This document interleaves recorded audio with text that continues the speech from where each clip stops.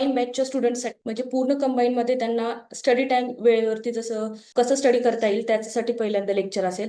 आणि मग त्यानंतर आपण जे स्टुडंट्स जॉईन झालेत आपल्यासोबत त्यांना थोड्या वेळासाठी लेक्चर ओपन करू, जे तुम्हाला तुमच्यासोबत कन्व्हर्सेशन करू शकतील. मी लेक्चर सुरू करण्याआधी, स्ट्रॅटेजी सेशन सुरू करण्याआधी एकदा सरांची ओळख करून देते सगळ्यांना.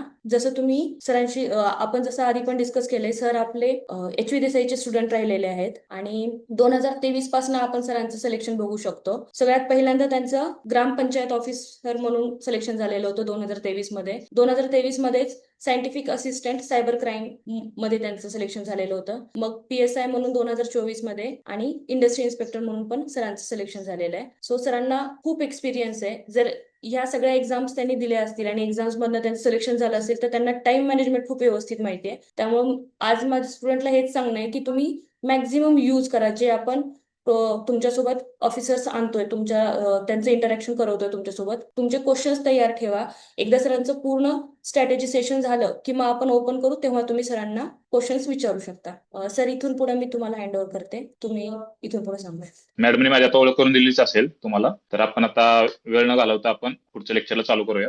आपण सध्या आता कंबाईन बी आणि कंबाईन सीचा अभ्यास करत आहोत, बरोबर का? तर त्यानुसार आपल्याला सर्वात महत्वाचा जो घटक असतो तो असतो टाइम मॅनेजमेंट आणि स्टडी प्लॅनिंग, बरोबर? तर आपल्याला जे टाइम मॅनेजमेंट आहे ते व्यवस्थित जर केलं आपण, तर आपला जो पुढची जी रिझल्ट असतो त्याच्या अर्ध काम होऊन जाते, बरोबर का? तर आपण त्याच्या सुरुवात करूया. तुम्ही ज्यावेळी अभ्यास चालू करता त्यावेळी स्वतःला एक हे विचारा की आज मी काय अभ्यासणार आहे.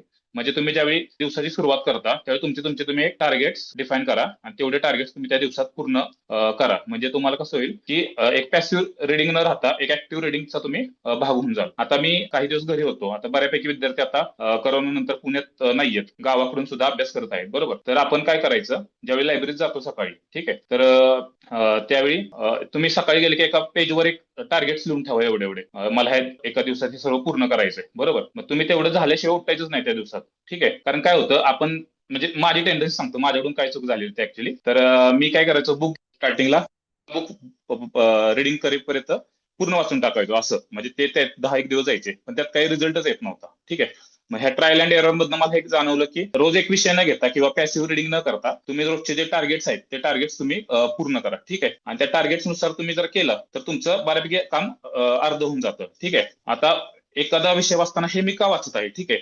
आता मी हे का वाचत आहे म्हणजे प्रत्येक विषयाला थोडे थोडे वेटेज दिलेलं आहे, बरोबर? तर त्या वेटेज नुसार आपल्याला अभ्यास करायचा आहे, ओके? तर त्यानुसार तुम्ही ज्या जास्त मार्क असतील त्यानुसार तुम्हाला अभ्यास करायचा आहे आणि त्यानुसारच तुम्हाला त्याची रिव्हिजन पण जास्त वेळ करायची, ठीक आहे? मग तो एक विषय झाला. आता हे मी किती पूर्ण करणार आहे, आता एक सब्जेक्ट असतो, ठीक आहे? तर त्या सब्जेक्ट मध्ये जे असते तर ते बऱ्यापैकी भाग रिडिंगचा असतो, मग काही भाग जो असतो तो म्हणजे येत नाही परीक्षेला, ठीक आहे? मग तो तुम्ही वाचायचा नाहीये, एकदा रिडिंग करून ठेवायची. पण परीक्षेत समजा आलं म्हणजे येत नाही, पण आज मी काय अभ्यासणार आहे, मी हे का वाचत आहे, हे मी किती पूर्ण करणार आहे, म्हणजे तुम्हाला त्या सब्जेक्ट मधलं काय काय वाचायचं आहे, काय काय प्रायोरिटीनं वाचायचं आहे हे तुम्हाला लक्षात घ्यायचं आहे. आणि मी याची उजळणी कधी करणार आहे, म्हणजे सगळ्यात जो महत्वाचा पार्ट जो असतो ना, रिव्हिजन. तर माझी चुकी काय झाली, तर मी पूर्ण पुस्तक वाचत होतो हे तुम्हाला सांगितलं मी, ठीक आहे? पण त्याची रिव्हिजन करायला वेळच पुरत नव्हता. म्हणजे माझं एक हे असायचं की हे पुस्तक कधी पूर्ण करतोय, म्हणजे कधी पूर्ण करतोय, ठीक आहे? पण रिव्हिजनच व्हायची नाही त्याची, ठीक आहे? मग आपल्याला आता काय करायचंय, पहिली गोष्ट एक टार्गेट सेट करायचे, ठीक आहे? तुम्हाला ह्या दिवसात किती वाचायचे ते तुम्हाला टार्गेट सेट करायचंय. टार्गेट झाल्यानंतर त्याची रिव्हिजन, ठीक आहे? त्याची रिव्हिजन किती दिवसात पूर्ण करायची. आता मी आउटपुट येण्यासाठी एक गोष्ट सांगतो. आता तुम्ही समजा या दिवसाचा अभ्यास केलेला आहे, ठीक आहे? तर तुम्हाला संध्याकाळी एक थोडासा अर्धा ते पाऊण तास भेटतो, ठीक आहे? त्या अर्ध्या ते पाऊण तास तुम्हाला दिवसभरात जे वाचलंय ना ते एकदम शॅलो रिडिंग, म्हणजे वरवरनं एकदम फास्ट रिडिंग करायची. म्हणजे तुम्हाला काय होतं, ते सकाळचं वाचलेलं प्लस आता ते रिव्हिजनचं पार्ट, मग त्या रिव्हिजनच्या पार्ट मध्ये काय होतं तर तुमचं ते फिट होऊन जातं डोक्यात, ठीक आहे? आणि एक आठवड्याची शेवटी उजळणी करायची रविवारी. रविवारी कसं होतं, आपण जरा थोडं रिलॅक्स मोड मध्ये असतो, नाही का? रविवारचा संडे असल्यामुळे थोडं, मग त्या दिवशी तुम्हाला 3 ते 4 तास आठवड्याभरात जे वाचलं आहे का नाही ते तुम्हाला रिडिंग करायचंय, ठीक आहे? म्हणजे वरवरनं एकदम रिडिंग. त्यासाठी काय करायचं, तुम्ही आता एक पेज घ्यायचं, ठीक आहे? प्रत्येक दिवशी एक पेज घ्यायचं, रफ पेज, ठीक आहे? त्या रफ पेज मध्ये काय करायचं, तर रोजचे जे तुम्ही वाचताय त्यातले जे अवघड कन्सेप्ट आहेत त्या लिहून ठेवायच्या. म्हणजे फक्त पॉईंट लिहून ठेवायचा कन्सेप्टचा की काय अवघड आहे, ठीक आहे? मग ते काय अवघड आहे ते तुम्ही आठवड्याच्या ज्या रविवार असतो त्या दिवशी फक्त ते एकदा रीड करायचं, म्हणजे ती कन्सेप्ट तुमची क्लिअर होऊन जाते, ठीक आहे? आणि रीडिंग करताना काय करायचं, पाठांतर करा तुम्ही. काही पार्ट, जो पार्ट आहे म्हणजे ऑब्जेक्टिव्ह पार्ट आहे किंवा जो आकडेमोड आहे किंवा न्यूमेरिकल ज्या गोष्टी आहेत पाठांतर, म्हणजे लोकसंख्या वगैरे, त्या गोष्टी तुम्ही पाठ करा, ठीक आहे? पण ज्या कन्सेप्ट आहेत त्या कन्सेप्ट पाठ करू नका, कारण तुमचं ज्यावेळी पेपर येतो त्यावेळी पेपर तुम्हाला असं नाही की तुम्ही पाठ केले त्याप्रमाणे कन्सेप्ट तुम्हाला विचारतील. ठीक आहे, तुम्ही ज्या कन्सेप्ट घेतल्या तर तुम्हाला त्या स्टेटमेंटमध्ये कसंही फिरवलं तरी तुम्हाला ते समजणार आहे. ठीक आहे, ही एक गोष्ट झाली. वेळ आधारित अभ्यास करू नका, माझं म्हणणं आहे. तुम्ही म्हणजे तुम्ही मी आज 6ला गेलो लायब्ररीत, रात्री 12ला आलो, मी एवढा एवढा अभ्यास केला, नॉट ओके. ठीक आहे, तुम्ही ते टार्गेट बेस अभ्यास करा. म्हणजे एवढ्या एवढ्या आठवड्याचं तुम्ही टार्गेट घेतलं आहे किंवा महिन्याचं तुम्ही एक टार्गेट सेट करा. ठीक आहे, एक महिन्याचं टार्गेट सेट केलं की त्याला तुम्ही 30 दिवसात विभागा. ठीक आहे, आणि ते विभागून मग झालं की मग ते डेली बेसिसवर तुम्ही त्याचं डिवाइड करा. ठीक आहे, त्यानुसार तुम्ही अभ्यास करा. म्हणजे तुमचं काय होईल, तुम्हाला असं पण जाणवेल की आपला अभ्यास पण होतोय आणि टार्गेट पण पूर्ण होतोय. त्यानुसार आपल्याला पुढे पण अजून थोडं मोटिवेट होतं की हा, हे संपलंय, आता आपलं पुढे अभ्यास करूया आता. ठीक आहे, तर आता समजा म्हटलं मी पॉलिटीचा अभ्यास केला. ठीक आहे, पॉलिटीचा अभ्यास मी आज पॉलिटीचे 4 तास अभ्यास केला. हे किती वेग वाटतंय ना, म्हणजे अनसर्टन. तर त्याऐवजी असा विचार करा की मी आज फंडामेंटल राईट्स वाचले किंवा फंडामेंटल ड्युटीज वाचल्या किंवा बाकीचं प्रेसिडेंट हा टॉपिक वाचला. मग हा टॉपिक वाचला असं वाटतं की हा, आपण काहीतरी टार्गेट पूर्ण केलेलं आहे, नॉट फक्त पॅसिव्ह रिडिंग. ओके, त्यानं काय होतं तुमचं, तर रिव्हिजनला पण तुम्हाला सोपं पडतं ते, आणि बाकीचा जो अभ्यास आहे तो पण तुमचा पूर्ण करायला तुम्हाला संधी भेटते. ठीक आहे, आता तुम्हाला कसं करायचंय, तर एक लॉंग टर्म प्लॅन करायचा आहे. ठीक आहे, आता तुम्हाला परीक्षेला समजा 2 महिने आहेत. ठीक आहे, तर 2 महिने तुम्हाला त्या डिवाइड करायचंय आणि त्या डिवाइड नुसार तुम्ही अभ्यास करायचा आहे. ओके, आता मी तुम्हाला दिवसाचं सांगतो कसं कसं. आता 2 विषय जे आहेत आपले, एक आहे करंट अफेअर्स. ओके, एक करंट अफेअर्स आहे आणि एक आहे आपला मॅथ्स रिजनिंग. हे रोज तुम्हाला 2 सब्जेक्ट करायचेच आहेत. ओके, तर ते 10 प्लस हे 20 मार्क, म्हणजे टोटल ते 30 मार्काचं त्याला वेटेज आहे. मग हे तुम्हाला रोज वाचायचंय. आणि जे बाकीचे सब्जेक्ट आहेत, पॉलिटी असेल किंवा इकॉनॉमिक्स असेल, हिस्ट्री असेल, जॉग्राफी असेल किंवा अजून अजून कोणता सब्जेक्ट असेल, सायन्स, मग हे सब्जेक्ट जे आहेत तुम्हाला मग बाकीचे त्यात रोज 2 सब्जेक्ट घ्यायचे आणि हे 2 सब्जेक्ट म्हणजे तुमचे रोजचे 4 सब्जेक्ट कम्प्लीट होतात. ओके, तर ह्या करंट अफेअर्सला 1-1.5 तास द्या, माझं म्हणणं आहे तुम्ही. आणि मॅथ्स रिझनिंगला 1-1.5 तास द्या. ठीक आहे, सफिशियंट होतंय ते. आणि जे PYQ झालेले आहेत आपले मागच्या वर्षीचे किंवा जे राज्यसेवेच्या सीसॅट मध्ये विचारलेले आहेत क्वेश्चन्स मॅथ्स रिजनिंगचे, किंवा बाकीचे पण एक्झाम घेते एमपीएससी, त्यातले मॅथ्स रिजनिंगचे जे क्वेश्चन आहेत ते, किंवा आपले कंबाईनचे झालेले सगळे पेपर्स, त्याचे PYQ सगळे मॅथ्स रिजनिंगचे सगळे सोडवा. ठीक आहे, मग तुम्हाला काय होईल, ते एमपीएससी जे असते 20 पैकी 12 क्वेश्चन तर ते त्यातलेच विचारते, म्हणजे PYQ बेस. ठीक आहे, आता एक गणित होतं, ते एक मांजर आहे आणि 2 आरशांच्या मध्ये बसलेला आहे आणि त्याच्या किती इमेज तयार होतील. ओके, तर ते सलग 3दा एमपीएससी नाही ना कंटिन्यू विचारलेलं, म्हणजे राज्यसेवा 22-23 ह्या दोन्हीला आणि एकदा कंबाईनला विचारलं, कंबाईनला का एक कोणती तर परीक्षा होती त्याला विचारलं होतं. हे 3दा सलग ते होतं. म्हणजे तुम्ही PYQ वर किती होल्ड असणे ना हे पण गरजेचं आहे. ओके, आता तुम्ही डेली प्लॅन झाला तुमचा, एक मंथली प्लॅन झाला आणि एक लॉंग टर्म प्लॅन म्हणजे आपल्या परीक्षेपर्यंतचं प्लॅनिंग. ओके, रिव्हिजन किती करायच्या. हं? आता आज तुम्ही गोष्ट, ओके, आणि त्याच दिवशी रात्री वाचायचं समजा, नाहीतर दुसऱ्या दिवशी ज्यावेळी सकाळी येता तुम्ही, त्यावेळी ती कालचं जे वाचलंय तेवढं एकदम फास्ट रिडिंग, म्हणजे आपण नाश्ता साधारण 9 ते दरम्यान, मग ते नाश्त्यापर्यंत तर तुम्ही हे वाचा, आपलं कालचं जे राहिलेलं आहे म्हणजे रिव्हिजन वालं ते वाचून घ्या पटकन, म्हणजे तुम्हाला ते पुढचा अभ्यास सुरुवात करायला दिवसाचा चांगलं जाईल. हा, आता प्राधान्य कशाला असलं पाहिजे, कम्प्लिटिंग द सिलेबस, म्हणजे अभ्यासक्रम तुम्हाला पूर्ण करायचा आहे आणि त्याची रिव्हिजन. ओके, आणि त्याचे टेस्ट पेपर्स. आता आपली निरोधांची पण टेस्ट सिरीज आहे, ती पण छान आहे. मी ती जॉईन केली होती ऍक्च्युली कंबाईनच्या वेळेला, मग तुम्ही ते पण जॉईन करू शकता, काय प्रॉब्लेम नाही त्यात. पण तुमचे आठवड्याला 3 पेपर तरी झाले पाहिजेत.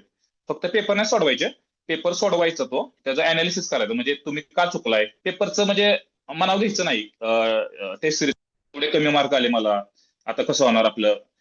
टेस्ट सिरीज रिझल्ट नसतो ऍक्च्युली, तर टेस्ट सिरीज जी असते ते आपलं टाइम मॅनेजमेंटचं, म्हणजे पेपर किती वेळा पूर्ण करण्याचे त्याच्यासाठी, आणि काय म्हणतो आपण, कोणता विषय आपला मागे राहिला त्याच्यासाठी असतो. म्हणजे जेवढ्या तुम्ही टेस्ट सिरीज सोडवाल तुमचा जो अभ्यास राहिला तुम्हाला कळेल, तुम्ही कुठे वीक आहे तिथे कळेल, तिथे तुम्ही मग अभ्यास वाढवायचा. ओके, मग ती एक गोष्ट आहे. ते गोळा करत बसू नका जास्त. तुमचे जे रेफरन्स बुक्स आहेत तर ते तुम्ही तेवढेच ठेवा, जास्त त्याची मॅक्झिमम रिव्हिजन करा. तुम्हाला ह्याच्या नोट्स भेटल्या त्या वाचा, किंवा अजून पुस्तक कोणतं भेटलं ते वाचा, हे चांगलं वाटते. माहिती गोळा करायची नाही आपल्याला, आपल्याला माहितीचं रिव्हिजन करायचे. तर तुम्ही लिमिटेड सोर्सेस आणि रिव्हिजन हे तुम्ही करा, म्हणजे तुम्हाला रिझल्टचं आउटपुट भेटेल त्या पुस्तकाचं. तर तुम्हाला तुमचे प्रयत्न तर करायचेच आहेत, त्याप्रमाणेच तुम्हाला तुमचा जो अभ्यास आहे तो स्मार्ट करायचा आहे. अनालिसिसची बॅच कुठली तरी, कोणत्या तरी अनालिसिसची बॅच असते म्हणजे मार्केटमध्ये आपल्या एमपीएससीच्या, मग ती कोणती तरी एक तुम्ही जॉईन करून घ्या. तर ती जॉईन केल्यानंतर तुम्हाला काय होईल, तर ज्यावेळी अनालिसिस तुम्ही करता पेपरचं, तर त्या अनालिसिस झाल्यानंतर तुम्ही ज्यावेळी रीडिंग करता बुक, त्यावेळी तुम्हाला असं वाटतं की हा असं असं क्वेश्चन विचारला जाऊ शकतो, मग आपण तिथं जास्त भर देऊ शकतो. ठीक आहे. मग अनालिसिस मुळे काय होतं, तर आपल्याला रीडिंग बिटवीन द लाईन्स होतं, म्हणजे तुम्हाला त्यातला जो गुप्त अर्थ असतो किंवा सिक्रेट अर्थ असतो ते तुम्हाला कळतो त्या लाईन्स मधला, आणि तुम्हाला आयोग कशा प्रकारे प्रश्न विचारू शकतं हे तुम्हाला कळून येते. त्यामुळे तुमचं रीडिंग अजून स्मार्ट होतंय. ठीक आहे. तर excuse me sir. Yes ma'am. Sir actually तुम्ही आता अनालिसिस बद्दल बोललात ना, तर आपली जी ओके. आता प्रेझेंट बॅच चालू आहे ना, त्यामध्ये आपण काय केलंय की मुलांना आधी आपण स्टेट बोर्ड पूर्ण कव्हर करून घेतोय. कारण ओके. नॉर्मली आपण बघतो की काही वेळेला स्टेट बोर्ड मधनं डायरेक्ट क्वेश्चन्स येत आहेत. हो तर हो हो. पहिल्यांदा जो आपण बॅच सुरू केली त्यामधला पहिल्यांदा पार्ट ठेवला एकदम फंडामेंटलचा, ज्या ओके. फंडामेंटलच्या पार्टमध्ये आपण पूर्ण हे घेतोय की ओके. पूर्ण त्यांचं बेसिक्स करून घेतोय, आणि हम्म. सायमल्टेनियसली लेक्चर सुरू व्हायच्या पहिल्या दिवशी आपण त्यांना पूर्ण एक पीडीएफ देतो ज्याच्यामध्ये त्याचं पूर्ण अनालिसिस झालेलं असेल. जसं आता आपला ओके. रिसेंटली स्टेट बोर्डचा आपण बायोलॉजी सब्जेक्ट कव्हर केला. तर ज्यावेळेस आपण हम्म. बायोलॉजी करत होतो त्यावेळेला आपण काय केलेलं आहे की बायोलॉजीचं आधी पूर्ण अनालिसिस दिलं त्यांना. हम्म. मंडेला जो लेक्चर सुरू होता त्याच वेळेस त्यांना अनालिसिस देऊन टाकलं, आणि एकदा ओके. analysis त्यांचं कम्प्लीट झालं की तिथून पुढे मग आपण त्यांना टीचिंगला सुरुवात करतोय. सो आपला अरे. मूळ आपण अप्रोचच असा ठेवलाय की आपण अनालिसिस बेसिसवरती सुरू करणार, हम्म. आणि आपलं कंटिन्यू राहील पूर्ण सीसेट साठी कंटिन्यू राहील. मराठीच्या ग्रामरसाठी, इंग्लिशच्या ग्रामरसाठी आपण बॅचमध्ये हे पॅटर्नच असा ठेवलाय त्यांना. हम्म. हम्म. बोलले. हम्म. ओके. मॅडमने सांगितल्याप्रमाणे अशीच बॅच होते ऍक्च्युली. बेसिकचे बॅच असंच असतात म्हणजे analysis. तर तुम्ही ती जॉईन करू शकता. त्यामध्ये पूर्णपणे बेसिक कव्हर केलेलं आहे त्यांनी. त्याचबरोबर तुमच्या पीवायक्यूचं पण अनालिसिस घेतलेलं आहे. तुम्हाला क्वेश्चन कसे विचारू शकतात किंवा क्वेश्चन कसे विचारले जाऊ शकतात त्याच्यातनं तुम्हाला कळेलच. आणि एखादा जर पीवायक्यू तुम्हाला exam मध्ये आला तर तो तुमचा तो कव्हर होऊ शकतो. तर तुम्ही ती बॅच जॉईन करू शकता निरोधांची. ठीक आहे. आता तुम्हाला काय करायचंय, कन्सेप्ट ज्यावेळी वाचतो तुम्ही, तुम्हाला मागाशी सांगितलंच मी की कन्सेप्ट ज्यावेळी वाचतो तर त्यावेळी ते कन्सेप्ट क्लिअर करायची. ठीक आहे. आता समजा तुम्ही फंडामेंटल राईट्स हे वाचलेलं आहे, व्यवस्थित म्हणजे पाठ केलेला आहे, समजलेलं आहे तुम्ही. ठीक आहे. त्याच्यानंतर तुम्हाला ते पाहिजे ना, त्याचे पीवायक्यू म्हणजे 21,000चं बुक वगैरे आहे ना आपलं, किंवा एखादं लॉजिक बुस्टर असेल किंवा बाकीचे कोणते बुक्स आहेत, तर ते तुम्हाला वाचायचं आहे, आणि त्यानुसार तुम्हाला पण पुढे वाटचाल करायची आहे. मग पीवायक्यू जर तुम्ही वाचले ना, तुमचे दोन तुमचे फायदे होतात. एक तर तुमचे तो डाटा पण तुमचा तयार होतो पीवायक्यूचा, आणि जो परीक्षेत जर तुम्ही ज्यावेळी एक्झामला जाता त्यावेळी तुम्ही जे क्वेश्चन सोडवता त्या क्वेश्चन मध्ये तुम्हाला टॅकल कसं करायचं हे पण कळतं. म्हणजे तुमचं जेवढं प्रॅक्टिस होईल ना तेवढं तुम्ही अजून प्रो होता म्हणजे क्वेश्चन सोडवण्यात. ठीक आहे. आता झालेलं आहे सराव परीक्षेला सांगितलं तुम्हाला, मॉक टेस्ट वगैरे द्यायचे आहेत तुम्हाला सगळ्या. ठीक आहे. अजून एक सांगायचं राहिलं माझं की सकाळी 8ला ज्यावेळी तुम्ही लायब्ररीत जाता त्यावेळी 1 तास तुम्ही ते रिव्हिजन करा. 9 पर्यंत नाश्ता वगैरे करा अर्ध्या तासामध्ये. त्याच्यानंतर 1 वाजेपर्यंत एक सब्जेक्ट घ्या तुम्ही. नंतर जेवण वगैरे 2 तास, आपलं 2 वाजेपर्यंत. तिथून एखादा सब्जेक्ट ज्यावेळी वाचतो तो एक दुसरा सब्जेक्ट घ्यायचा 2 वाजल्यापासून 3 वाजेपर्यंत तुम्ही वाचता येतो. नंतर झोप वगैरे येते, थोडी रेस्ट वगैरे घेऊ शकता तुम्ही अर्धा पाऊण तास. त्याच्यानंतर 5 वाजेपर्यंत तुम्ही तो सब्जेक्ट संपवायचा, सेकंड सब्जेक्ट. ठीक आहे. आणि संध्याकाळी पण काय करायचं, पीवायक्यू. ठीक आहे. पीवायक्यू रोजचे झाले पाहिजे ना, म्हणजे सकाळी जे तुम्ही कन्सेप्ट वाचताय त्या कन्सेप्टचे पीवायक्यू प्लस जे अजून सब्जेक्टचे तुम्ही मागे वाचलेले आहेत त्याचे पीवायक्यू, हे 2 पीवायक्यू तुम्ही वाचायचे. प्लस तुम्हाला करंट अफेअर्स करायचे. करंट अफेअर्स पण करायचे 1-1.5 तास, आणि 1-1.5 तास तुम्हाला मॅथ्स रिजनिंग पण करायचंय. वाटलं तर तुम्ही ह्याच्यात तुमच्या मॅथ्स रिजनिंग वगैरे तुम्ही सकाळी घेऊ शकता किंवा करंट तुम्ही सकाळी घेऊ शकता. डिपेंड्स ऑन यू, तुमच्या टाइम नुसार. ठीक आहे. हे झालं. आणि परत रिव्हिजनचं पण झालेलं आहे आपलं सांगून. एक पोमोडोरो टेक्निक आहे. आता मला माहित नव्हती ऍक्च्युअली पोमोडोरो टेक्निक अभ्यास केला त्यावेळी, पण नंतर मी अभ्यास करता करता ते चालू केले अभ्यासाला, की 30 ते 35 मिनिटांनंतर आहे ना, म्हणजे तुम्ही ज्यावेळी कंटिन्यू अभ्यास करता का नाही त्यावेळी तुमचा जो ब्रेन आहे तो असं त्या फ्लो मध्ये असतो. ठीक आहे. मग ते वाचत वाचत ते कधी कधी पुढे पॅसिव्ह होत जातो ब्रेन, म्हणजे थोडासा कंटाळा येतो ब्रेनला. मग 30 ते 35 मिनिटांनंतर काय करायचं, एक 5 ते 10 मिनिटाचा थोडंसं रिलॅक्स व्हायचं, थोडंसं आजूबाजूला बघायचं वगैरे, थोडंसं एखादी चक्कर वगैरे चालून यायचं 5-10 मिनिटांमध्ये, आणि त्यानंतर पण दुसरा अभ्यास चालू करायचा. याचा उपयोग काय होतो आपल्याला, तर आपला जो ब्रेन आहे तो रिकव्हर होतो. ठीक आहे. ते रिकव्हर झाल्यामुळे काय ब्रेनला असं जाणवतं की हा नवीन काहीतरी येते आता आपल्याला, परत आपण ऍक्टिव्ह होऊया. ठीक आहे. मग ही पोमोडोरो टेक्निक आहे. तर तुम्ही कंटिन्यू एकदम वाचू नका. बसलो तुम्ही समजा 8 वाजता, डायरेक्ट मी 1 वाजता उठतोय, 5 तास मी कंटिन्यू अभ्यास केलाय, म्हणजे तुमचे 2-3 तास स्टार्टिंगचे आहेत ना, चांगला होईल अभ्यास, काय नाही. पण पुढचे ते 1-1.5 तास आहे ना, असं झोप येतो, पेंगतोय वगैरे, मग असं होतं. मग ते त्यामध्ये पोमोडोरो टेक्निक वापरा तुम्ही. ठीक आहे. स्ट्रेस घेऊ नका अजिबात. ठीक आहे. अभ्यास करताना रिलॅक्स राहा. जी एक्झाम आहे ती कुठल्या तरी शिक्षकानं किंवा कुठल्या तरी माणसानंच फ्रेम केलेली आहे, त्यामुळं त्यात असं काय मोठी गोष्ट नाहीये. फक्त तुम्ही तुमचा जो अभ्यास आहे तो तुमचा अभ्यास आहे जो तो रिलॅक्स करा, प्लॅनिंग न करा, त्याच्यासाठी टाइम मॅनेजमेंट करा. टाइम मॅनेजमेंट झाल्यानंतर त्याचे रिव्हिजन करा. रिव्हिजन झाल्यानंतर एक आढावा घ्या, एक महिन्याच्या किंवा आठवड्याच्या शेवटी एक आढावा घ्या की हा काय राहिलंय माझं, हा हे पूर्ण करायचं, हे पूर्ण करायचं. आता जो अभ्यास आहे राहिलाय तुमचा, तो तुमचा ह्या दिवसाचं ते डेली शेड्यूल आहे, त्या डेली शेड्यूलच्या वेगळा असेल. म्हणजे रोजचा अर्धा अर्धा तास काढून वगैरे एक्स्ट्रा वाला जो आहे ना, मग तो तुम्ही अभ्यास पूर्ण करायचा आहे. ओके. आता मी लास्ट इयर घरी होतो 4-5 महिने काही कारणामुळे, त्यामुळे मी अभ्यास आता घरी असल्यामुळे आता जे आपले विद्यार्थी आहेत ते बऱ्यापैकी बाहेरनं अभ्यास करतात गावातून वगैरे. मग त्यावेळी आता घरची कामं वगैरे लागतात आपल्याला. मग त्यावेळी मी असं करायचो की मी एक टार्गेट लिहून ठेवायचो ह्याच्यावर आणि ते पूर्ण करायचो. डिपेंड्स, मग ते कधी कधी पूर्ण व्हायचं नाही, मग ते त्याच्यासाठी जास्त बसायला लागायचं. कधी कधी ते 2-3 तास अगोदरच पूर्ण व्हायचं. ओके. पण ते टार्गेट बेस झाल्यामुळं अभ्यासाला गती आली माझ्या. ओके. तर पोमोडोरो टेक्निक झालं आपलं. आता नवीन विषय शिकणे. ठीक आहे. आता तुम्ही अभ्यासाला सुरुवात करत असाल किंवा तुम्ही आता अभ्यास करत आहात किंवा 1-2 झालेले असतील, तर तुम्हाला नवीन कन्सेप्ट जर शिकायची असेल तर नवीन कन्सेप्ट कशी शिकायची, नवीन कन्सेप्ट वाचायची तुम्ही. ठीक आहे. त्याच्यानंतर ती कन्सेप्ट केल्यानंतर तुझे पीवायक्यू वगैरे सोडवायचे, त्याचे एमसीक्यू सोडवायचे. आता ही नवीन ज्यावेळी तुम्ही शिकत आहात, नवीन ज्यावेळी तुम्ही एखादा डाटा तुम्ही वाचत आहात किंवा रिडिंग करत आहात, त्यावेळी तुमचा जो मागचा डाटा आहे, जो तुम्ही वाचलेला आहे मागच्या वेळी, ठीक आहे, तो पण तुम्हाला साईड बाय साईड थोडा थोडा वाचायचा आहे. म्हणजे काय होतं की नवीन डाटा जो होतो त्या आल्यामुळे दुसरा जो डाटा, जुना डाटा आहे, तो विसरला जाण्याची शक्यता असते. मग त्याबरोबर तुम्ही हे दोन्ही चालू कंटिन्यू ठेवलं का नाही, तुमचे दोन्ही सब्जेक्ट किंवा दोन्ही विषय जे असतात किंवा दोन्ही डाटा जो असतो ते तुमचे क्लिअर होतात. ओके. ते एक आलं. आता मी थोडस हे सांगतो की थोडस झोपेचं वगैरे कसं करायचं. म्हणजे आता झोप घेताना तुम्ही ना रोज 7 ते 8 तास झोप घ्या. 11 किंवा 11:30 पर्यंत तुम्ही झोपू शकता आणि सकाळी 6:30-7 पर्यंत तुम्ही उठू शकता. झोपेमुळे काय होतंय तर तुमचा जो ब्रेन असतो त्याला रिकव्हर करायला टायमिंग भेटतो. शेवटी ब्रेन येतो, त्याला रिकव्हर करण्यासाठी थोडस टाइम जायला लागतो. कारण तुम्ही आता 1 वाजता झोपले अभ्यास करून आणि सकाळी तुम्ही 6ला उठले, 5 तासात तुमचा ब्रेनच रिकव्हर होत नाही. तुम्हाला असं स्ट्रेस वाटतं किंवा थकवा जाणवतो. थकवाचं ते बॉडीवर पूर्ण आपल्या इम्पॅक्ट होतो आणि त्याच्यामुळे आपल्याला अभ्यासावर इम्पॅक्ट होतो. ठीक आहे. झोप तुम्ही ना 7 ते 8 तास झोप घ्या. बरोबर. कारण मी पण ही चुकी केली होती स्टार्टिंगला. 6:30ला लायब्ररीत जायचं, संध्याकाळी 11:30-12 वाजता यायचं, परत सकाळी लवकर उठायचं. मग त्याच्यामुळे काय झालं, ते रिझल्ट पाहिजे असं आला नाही. मग 1-2 वर्ष असे ट्रायल अँड एरर मध्ये गेली माझी. पण नंतर पुढचा जेव्हा अभ्यास केला त्यावेळी थोड्या थोड्या गोष्टी कळत गेल्या आणि मग ह्या जास्त अभ्यास म्हणजे जास्त तासाचा अभ्यास इम्पॅक्ट करत नाही. तर तुम्ही किती चांगल्या प्रकारे, किती प्रभावीपणे किंवा चांगली झोप घेऊन किंवा टार्गेट बेस अभ्यास केला तुम्ही, ज्याप्रमाणे चांगला रिझल्ट येतो त्याप्रमाणे ती गोष्ट आहे. ओके.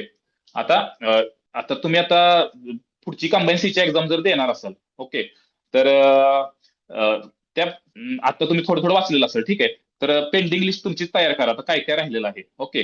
आता ती पेंडिंग लिस्ट तुम्ही तयार करा, त्यानुसार तुम्ही अभ्यास करा. ठीक आहे. त्यातल्या आता एक सब्जेक्ट असतो आपला, एक 100% सब्जेक्ट असतो समजा, धरा. तर त्यातला जो 60% जो विषय असतो त्याला जास्त प्रश्न विचारले जातात. ठीक आहे. आता अनालिसिस मध्ये क्लासमध्ये घेतीलच तुमच्या कोणत्या विषयाला किती प्राधान्य आहे. मग आता आपल्या कंबाईन मध्ये राष्ट्रपतीला किंवा फंडामेंटल राईट्सला, राज्यपाल याला जास्त प्राधान्य आहे. म्हणजे जास्त विचारतात किंवा उच्च न्यायालय किंवा सुप्रीम कोर्ट, त्याला ह्याला जास्त प्राधान्य आहे. मग तुम्ही त्याच्यावर जरा थोडासा जास्त भर द्या. ठीक आहे. पेपर आला तुमचा की तुम्ही तो काही काही टॉपिक वेग असतात म्हणजे की विसरले जातात तुमचे. जसं की लोह खनिज असेल भूगोलमधील किंवा पॉलिटीमधील कलमे असतील किंवा इकॉनॉमिक्स किंवा भूगोलमधील संख्या टॉपिक असेल. हे जे टॉपिक असतात ना त्याची एक लिस्ट बनवून ठेवा. ठीक आहे. ह्या लिस्टनुसार काय करा तर तुम्ही ज्यावेळी एक्झाम येते का नाही त्या एक्झामच्या वेळी तुम्ही ते टॉपिक वाचा. म्हणजे 4 ते 5 दिवस अगोदर वाचा. म्हणजे ते फ्रेश म्हणजे लक्षात राहून जातात. कारण तुम्ही आता ते 10 दिवसापूर्वी 1 महिन्यापूर्वी वाचले तरी ते शेवटी ते हेच जातात, विसरून जातात. ठीक आहे. मग आता काय करा, थोडे त्याच्या ट्रिक्स वगैरे करून ठेवायच्या आता वाचताना, आणि ज्यावेळी पेपर वगैरे येईल ना त्यावेळी त्या फक्त रिव्हिजन करायचं. म्हणजे तुमच्या ते लक्षात येऊन जाते. ठीक आहे. टार्गेट आहे ना, टार्गेट असं एवढं मोठं ठेवू नका. तसं छोटं छोटं छोटं ठेवा. म्हणजे तुम्हाला पूर्ण झालेला आनंद पण होईल आणि त्यानुसार तुम्हाला मोटिवेशन पण भेटेल. ठीक आहे. हे एक झालं. कन्सिस्टन्सी ठेवा फक्त. ठीक आहे. आता आज मी 10 तास अभ्यास केला, उद्या जरा मला कंटाळा आला, मी आता 10 वाजता जातो लायब्ररीमध्ये आणि मी आता 4 तास 5 तासच अभ्यास करतो किंवा मित्राबरोबर आता मी फिरायलाच जातो. इट्स ओके, फिरायला जाऊ शकता तुम्ही. पण कधी जायचं त्यावेळी तुम्हाला खूपच खूपच कंटाळा आलेला असेल ना, त्यावेळी तुम्ही तुमच्या मित्राबरोबर जाऊ शकता किंवा एखादा मूवी वगैरे पाहू शकता. ते पण संध्याकाळच्या टायमिंगला वगैरे. मग तुम्हाला थोडं रिलॅक्स होतं. त्यानुसार मग तुमचा अभ्यासात पण ब्रेन पण तुमचा फ्रेश होतो आणि त्यानुसार तुम्ही पुढे अभ्यास करू शकता. ठीक आहे. आणि एखादा दिवस तुम्हाला असं खूपच स्ट्रेसफुल वाटत असेल किंवा असं लय कंटाळा आला असेल तर त्या दिवशी मग तुम्ही आवडीचे विषय घ्या एखादा, एमसीक्यू वगैरे सोडवा आपले हे जे तर मॅथ्स रिजनिंगचे किंवा बाकीचे एखाद्या तुमच्या आवडत्या विषयाचे, तर तुम्ही ते सोडवून घ्या, सोडवा. आणि बाकी मग थोडंसं रिलॅक्स राहा. पण असं करू नका की 4 दिवस अभ्यास केला 2 दिवस रिलॅक्स होतो मी, हे करू नका. कारण काय होतं, तुम्ही ज्यावेळी फ्लो मध्ये आता अभ्यासाच्या असतात त्यावेळी तुमचा ब्रेन आहे ना, तो व्यवस्थित फ्लो मध्ये असतो किंवा तो ऍक्सेप्ट करत असतो माहिती वगैरे, आणि तो त्याला सवय झालेली असते. ठीक आहे. मग तुम्ही 2 दिवस रिलॅक्स झाले ना की तुमचा सगळा फ्लो निघून जातोय. ठीक आहे. एखाद्याला घरची आवड असते की मला घरी जायचंय, मला नवीन नवीन काय होतं, अभ्यासाला येतात पुण्यात आणि कधी बाहेर राहिलेलं नसतंय माणूस, किंवा विद्यार्थी कधी बाहेर राहिलेला नसतो घरापासून. ठीक आहे. मग ते घरी जायचं हे करतात. जावा घरी तुम्ही. ठीक आहे. पण अभ्यासाला घेऊन जावं काहीतरी, म्हणजे थोडंसं वाचनाला वगैरे किंवा ऑनलाईन लेक्चर्स वगैरे असेल तर ते घेऊन जावा. असं करू नका की घरी गेल्या तर 2-3 दिवस आता मी अभ्यासच करणार नाही. तुम्ही रोजचे 4-5 तास तरी अभ्यास करा. ठीक आहे. मला कोरोनामध्ये हाच फायदा झाला. 2 वर्ष ज्यावेळी कोरोना होता त्यावेळी घरीच होतो मी. त्यावेळी मी रोजचा 6 ते 7 तास अभ्यास केला, आणि त्यानंतर मी जेवढ्या परीक्षेत ना तेवढ्या सगळ्या परीक्षांमध्ये प्री मेन्सला म्हणजे क्वालिफाय आहे. ठीक आहे. तर हे करा. आणि ऑनलाईन वगैरे लेक्चर्स करा तुम्ही सगळे, म्हणजे रिव्हिजन बॅचेस असतात आपल्या क्लासेसच्या पण, निरोधांच्या पण आहेत, करंट अफेअर्सच्या किंवा ह्यांच्या. करंट अफेअर्सची रिव्हिजन बॅच असते, किंवा जॉग्राफीची करंट बॅच असते, किंवा पॉलिटीची करंट बॅच असते, पॉलिटीची रिव्हिजन बॅच असते. मग ते तुम्ही ज्यावेळी तुमचा अभ्यास होईल असं वाटतंय तुम्हाला की हा आता पूर्ण झालाय आपला अभ्यास, एकदा बघून घ्या. म्हणजे त्या रिव्हिजन बॅचेसचा काय फायदा होतो, तर आपला एखादा डाटा वगैरे सुटून गेलेला जर असेल ना, तर तो डाटा जो असतो तो आपला त्यात कव्हर होतो. ठीक आहे. मग तो कव्हर झाल्यामुळे काय होतं, आपल्याला कॉन्फिडन्स, वेगळाच कॉन्फिडन्स असतो, म्हणजे की हा आपण आता कन्सेप्ट क्लिअर केल्यात, आपले पीवायक्यू वाचल्यात, त्याचे एमसीक्यू सोडवल्यात, त्याचे अनालिसिस पण केलेलं आहे, आणि आपण त्याच्यात रिव्हिजन बॅच पण केलेली आहे. ठीक आहे. मग एक वेगळाच कॉन्फिडन्स असतो की हा आता झालेला आहे सब्जेक्ट आपला पूर्ण, आता परीक्षेला जाताना मग तेवढा कॉन्फिडन्स खूप महत्वाचा असतो. ठीक आहे. आणि क्वेश्चन भरपूर सोडवा. आता मी रोजचे किमान 200 पीवायक्यू, 21,000 बुक आहे, तर त्यातले मी किमान 200 तरी क्वेश्चन सोडवायचो, म्हणजे जेवण करून आल्यानंतर किंवा रात्री झोपताना वगैरे ते फक्त पीवायक्यू सोडून घ्यायचे. मग दिवसात मी 200 ते कम्प्लीट कसे पण करायचो. मग ते केल्यामुळे काय होतं, तर आपला डाटा पण क्लिअर होतो. आणि जे पीवायक्यू तुम्ही वाचताय का नाही, आता काही काही जे पीवायक्यू असतात ना, तर ते पीवायक्यू जे असतात ते लक्षात राहतात आपल्या लक्षात. कधी पण आपण झोपेत उठून जरी ते आपल्याला सांगितलं सोडायचं, ते आपण सोडू शकतो. मग त्याला काय एवढं हे द्यायचं नाही प्राधान्य.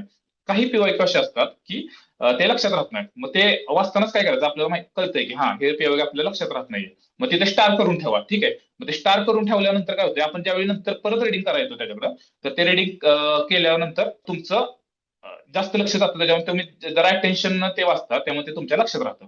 ठीक आहे. आता ते झालं. आता बाकीचे तुम्हाला अजून काही क्वेश्चन वगैरे असतील तर विचारू शकता तुम्ही. अजून एवढंच आहे माझ्याकडे सांगायचं. आणि काय अजून तुम्हाला एक्स्ट्रा जर प्रॉब्लेम असतील तर ते तुम्ही मला सांगू शकता. सर आधी मला थोडं तुम्हाला बॅच बद्दल मला जो एक्सपिरियन्स आहे त्याच्याबद्दल विचारायचं होतं. हो, ऍक्च्युली हो. आपण जो पूर्ण बोललो आता ते आपण एक्झामच्या आधी टाइम मॅनेजमेंट कसं करणार याच्याबद्दल हो, होतं. हो. पण हो. एक्झाम मध्ये मी आता ज्या मुलांच्या कंडक्ट करतो त्यामध्ये बघितलं ते जवळपास हम्म. 80 क्वेश्चन झाल्यानंतर किंवा मग 1 आवरचा पिरियड संपायला एक 5 मिनिट हा, कमी हा. आहे, तेव्हा मार्किंग सुरू करतात. किंवा हा, मग हा, हा. काही ओके. पार्ट केलेले नसतात. त्याच्याबद्दल काही सांगा. तुम्ही ज्यावेळी सोडवता ना एक्झामचं, त्यावेळी ज्यावेळी पेपर येतो तुमचा, ठीक आहे, त्यावेळी तुम्ही पेपर सोडता त्यावेळी तुम्ही, ठीक आहे, त्यावेळी मेन चांगले सब्जेक्ट, तुमच्या आवडीचे सब्जेक्ट घ्या. समजा जो तुमचा चांगला सब्जेक्ट आहे पॉलिटी, ठीक आहे, किंवा जॉग्राफी, इकॉनॉमिक्स, हे जे सब्जेक्ट असतात ते 40 मार्काला असतात. मग ह्यात तुमचे चुकले नाहीत पाहिजे. तुम्ही याचा, कारण हे सब्जेक्ट जे आहेत ते सगळे डाटाचे सब्जेक्ट आहेत, असं काय त्यात नवीन येत नाही कोणतं, की त्याचा डाटा पण असा फिक्स मध्ये आहे. ठीक. मग तुम्ही ते पहिले सोडून घ्या 40 क्वेश्चन. ठीक आहे. त्याच्यानंतर तुम्हाला वाटलं तर तुम्ही हिस्ट्री घेऊ शकता, सायन्स घेऊ शकता, किंवा अजून कोणता सब्जेक्ट असेल तो करंट अफेअर्स तो घेऊ शकता. त्याच्यानंतर तुम्ही मॅथ्स सोडवायला घ्या. तेव्हा काही काही मुलं काय करतात, तर पहिलं मॅथ्स घेतात. पण ज्यावेळी मॅथ्स घेता तुम्ही स्टार्टिंगला, त्यावेळी तुम्ही ठरवून चालायचं की तुम्ही 20 ते 25 मिनिटं मॅथ्सला देताय किंवा 20 मिनिटं मॅथ्सला देताय विथ मार्किंग.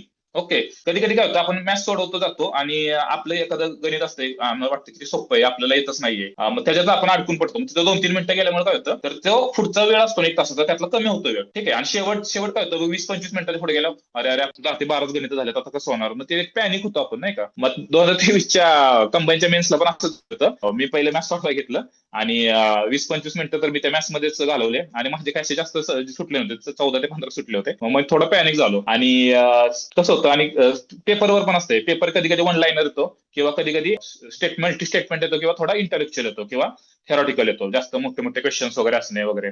ठीक आहे. मग ते आल्यामुळे काय होतं, मग ते शेवट कव्हर होत नाहीत 30 मिनिटात एवढा, म्हणजे बाकीचे जे 75 जे क्वेश्चन आहेत, मग ते 75 क्वेश्चन ते तुमचे आहेत, ते तुमचे किंवा 80 क्वेश्चन आहेत ते तुमचे कव्हर होत नाहीत त्यावेळी. ठीक आहे.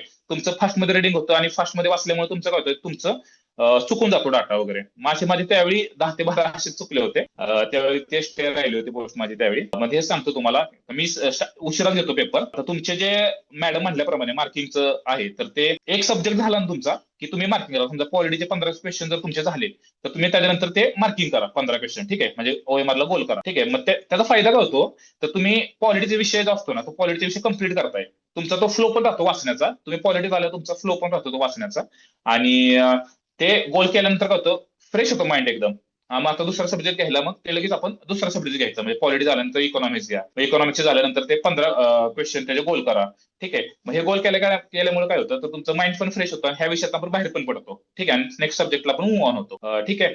आता कधी कधी काय होतं, आता नवीन मुलांचा तोच एक कन्सर्न आहे. मला बरेच जण विचारतात की टाइम मॅनेजमेंट कसं करायचं. कधी कधी मला पण टाइम पुरत नाही. मी एक्झाम देत होतो त्यावेळी मला पण पुरत नव्हतं टाइम. ठीक आहे, कधी कधी मॅथ्सचे वगैरे आपले वन लाईनर असतात क्वेश्चन, कधी कधी मोठे असतात. आता 2024 ची कंबाईनची मेन्स बघा, किंवा 2024 ची कंबाईन ची मेन्स बघा. त्यात जे क्वेश्चन होते, रिझनिंगचे जे क्वेश्चन होते, ते मोठे मोठे क्वेश्चन होते. ठीक आहे, पण जे मॅथ्सचे क्वेश्चन होते, ते तुम्ही एक वन लाईनर किंवा टू लाईनर होते, त्या तुम्ही ते फास्ट सोडू शकत होता. ठीक आहे, मग त्यामुळे तुम्ही काय करा, मॅथ्सचे किंवा रिझनिंगचे जे सोपे सोपे क्वेश्चन असतात ना, तुम्ही ज्यावेळी मॅथ्स सोडवा घेता, त्यातले जे सोपे सोपे क्वेश्चन आहेत, 10-11 क्वेश्चन असतात, ते सोपे सोपे 10-12, ते एक 10-12 मिनिटात सोडून घ्यायचे. ठीक आहे, राहिलेला जो 9 ते 10 मिनिटं असतो वेळ जो असतो ना, किंवा 12 मिनिटं 13 मिनिटं, त्यात तुम्ही जे अवघड क्वेश्चन आहेत, तर त्या अवघड क्वेश्चनचं पण तुम्ही हे करायचं, डिस्ट्रीब्यूट करायचे की ह्यातलेच कोणते सोपे आहेत. मग ते क्वेश्चन सोडून घ्यायचे.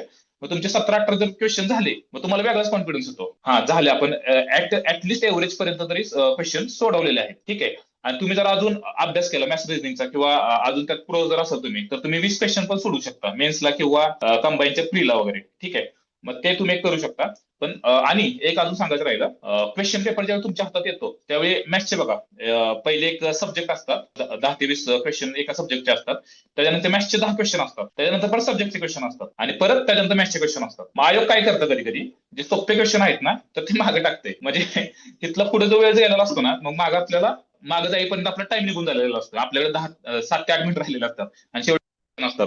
मग ते 10 क्वेश्चन आल्यामुळे शेवटचे 7-8 मिनिटं काय होतं, ते सोपे क्वेश्चन असून सुद्धा आहेत ना, मग ते थोडेसे पॅनिक झाल्यामुळे चुकून जातात. मग तुम्ही एकदा रीड करा की कोणते 10 क्वेश्चन मॅथ्सचे वगैरे हे पहिल्या पार्ट मधले सोपे आहेत का दुसऱ्या पार्ट मधले सोपे आहेत. मग तुम्ही त्यानुसार मग सोडवा.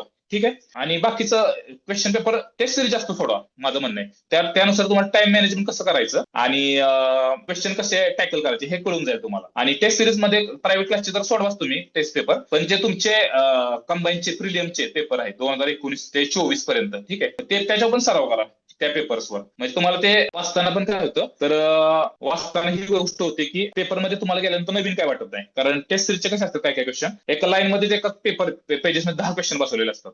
आणि मग कंबाईनचे कसे पेपर असतात आपल्या आयोगाचे, तर एका पेपरवर 1 क्वेश्चन किंवा 2 क्वेश्चन. मग तुम्हाला थोडीशी डोळ्याला पण सवय, आणि त्या फॉन्टला वगैरे बघितल्यामुळे तुम्हाला थोडं फॅमिलियर वाटतं एक्झाम मध्ये. ठीक आहे, एवढंच होतं. अजून काय तुम्हाला विचारायचं असेल तर तुम्ही मला विचारू शकता. Hello sir. हा मॅडम. सर ऍक्च्युली आपलं सगळं जे डिस्कशन चालू होतं ते ऍक्च्युली टाइम मॅनेजमेंट बद्दलच आहे ऍक्च्युअल लेक्चर. पण मला ना हो हो मुलांकडनं थोडेसे डाऊट होते, ते पण एकदा तुम्हाला विचारायचे होते. थोडं हो हो सिलेबस हो. बद्दल होतं. आता आपण हा. जे टीचिंग करतोय ना, त्यामध्ये असं जाणून आलं की आपण जर पीवायक्यूचं अनालिसिस केलं तर नॉर्मली असं दिसतं की महाराष्ट्राचे जॉग्रफीवरती मॅक्झिमम ती क्वेश्चन्स आहेत. पण जर आपण हम्म. पूर्ण सिलेबस पाहिला त्यांचा, तर त्यांनी त्यामध्ये इंडियाची जॉग्रफी मेन्शन केली आहे ऑल. हा. आणि फिजिकल हा. जॉग्रफी पण मेन्शन केली आहे. मग मुलांमध्ये ओके. एक कन्फ्युजन आहे की आम्ही ते करायचंच की नाही करायचं, की फक्त आम्ही महाराष्ट्र जॉग्रफीवरती फोकस करू. नाही नाही नाही, असं नाही करायचं. सांगतो तुम्हाला. आता आयोगानं काय केलेलं आहे, सरळ सिलेबस टाकून दिलेला आहे एका पेज किंवा 2 पेजेस मध्ये, की हा हे येणार आहे, महाराष्ट्राचा भूगोल येणार आहे, भारताचा भूगोल येणार आहे, महाराष्ट्राचा इतिहास येणार आहे, भारताचा इतिहास येणार आहे. ठीक आहे, तुम्ही आता कसं होतं, जो जॉग्रफी महाराष्ट्राची जॉग्रफीचा क्वेश्चन असतात, त्यामुळे 10 क्वेश्चन असेल तर त्यातले 6 ते 7 क्वेश्चन जे असतात ते महाराष्ट्राच्या ह्याच्यावर असतात. ठीक आहे, मग तुम्ही जो भूगोलाला वेळ देताय, तर त्यातला तुम्ही 60 ते 70% वेळ आहे ना, तुम्ही ह्याला द्या, कशाला, महाराष्ट्राच्या भूगोलाला वेळ द्या. ठीक आहे, त्यातले पण काही काही जे वेटेज वाले टॉपिक आहेत त्याला द्या. ओके, आणि जो भारताचा भूगोल आहे, मग त्यातलं मग नदी प्रणाली असेल, किंवा कोणती खनिजे कुठे सापडतात, किंवा खडक प्रणाली असेल, किंवा शेती, झूम शेतीचे प्रकार वगैरे असेल, ते जोड्या लावायला वगैरे येतात. मग असे काही टॉपिक आहेत, मग ते तुम्ही भारताच्या भूगोलमधनं करू शकता. ठीक आहे, किंवा कोणती नदी कोणत्या राज्यात आहे, असे नॉर्मल क्वेश्चन असतात. पण तुम्ही ते एकदा रिडिंग करून घ्या. ठीक आहे, एकदा आत्ता वाचायचं, आणि एकदा पेपरच्या वेळी पण थोडंसं एकदा रिव्हिजन देऊन द्यायची. म्हणजे कसं होतं, असं वाटत नाही की ह्याला टच केलं नाही. हे 3 क्वेश्चन जे आहेत, तर त्या 3 क्वेश्चन आपले कॉन्फिडन्स मग जातो की हा रे 3 क्वेश्चन राहिलेत आपले, मग कसं होणार आपलं. मग